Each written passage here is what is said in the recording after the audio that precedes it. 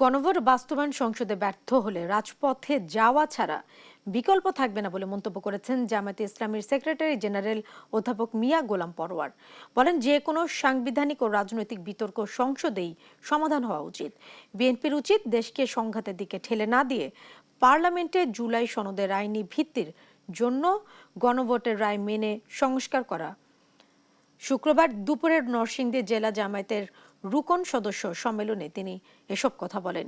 জাতি দীর্ঘ 18 বছর জ্বালাও পোড়াও হরতাল ধর্মঘটে অতিষ্ঠ, তাই এই পরিস্থিতি থেকে দেশকে রক্ষার দায়িত্ব এখন বিএনপির বলে মন্তব্য করেন তিনি।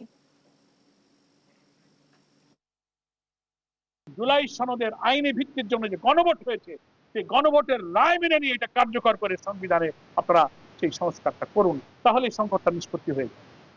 আর তা যদি না করেন, তাহলে যে 70% মানুষ গণভোটে হা ভোট দিয়ে আমাদেরকে দায়িত্ব দিয়েছে সংবিধান সংস্কার করার, সংসদে আমরা ব্যর্থ হই, তাহলে রাজপথে যাওয়া ছাড়া আমাদের আর কোনো বিকল্প পথ, ফ্যাসিবাদী কায়দায় বিরোধী দলকে দমন করার অপরিণামদর্শী পথ যদি তারা ধরে, তাহলে দেশ একটা নিশ্চিত সংঘাতের দিকে চলবে।